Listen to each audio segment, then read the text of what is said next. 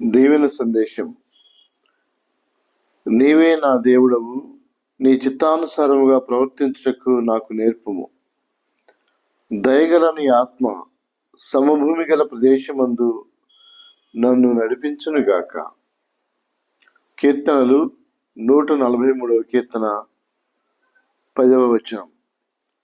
క్రీస్తునందు ప్రియమైన దేవుని బిడ్డలారా, మన సొంత ఇష్టానుసారంగా ప్రవర్తించటము, దేవుని చిత్తానుసారంగా మనం ప్రవర్తించటం, ఈ రెండిటికి చాలా వ్యత్యాసం ఉంది. మతము మనను సొంత ఇష్టాన్ని బట్టి నడిపిస్తుంది. మతము అనే మాటకి అర్థమే, మన్ అనే ధాతు యొక్క అర్థం ఏంటంటే తన సొంత చిత్తంలో నుండి జరిగించుకోవడం. కాబట్టి ఎవరి చిత్తానుసారంగా వారు నడుస్తారు.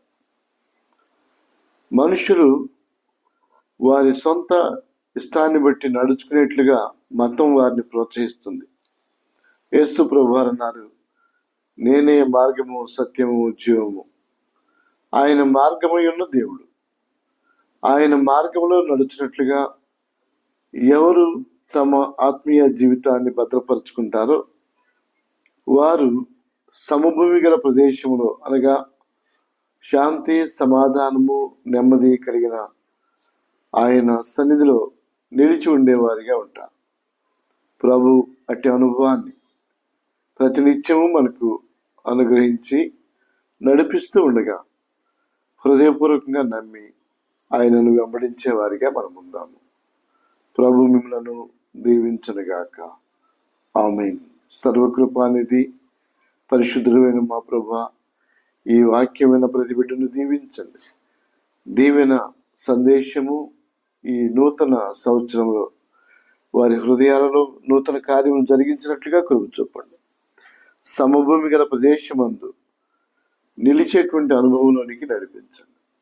ఒకవేళ ఈ లోకానుసారంగా భయంకరమైన స్థితిలో ఒకవేళ ఉన్నట్లయితే, నీ చిత్తానుసారంగా ప్రవర్తించలేక ఇంకను మతములలో వారి సొంత ఇష్టాన్ని బట్టి నిలిచిపోయిన వారిగా ఉన్నట్లయితే దయతో వారిని క్షమించండి, సరిచేయండి. మార్గము, సత్యము, జీవమైనటువంటి మీలో వారు స్థిరపడినట్లుగా కృప చూపండి. ఈ వాక్యమైన ప్రతి బిడ్డను దీవించమని యేసు ప్రభు వారి అత్యున్నతమైన నామములో ప్రార్థిస్తున్నాము తండ్రి. ఆమేన్. ప్రభు మిమ్మలను దీవించునుగాక.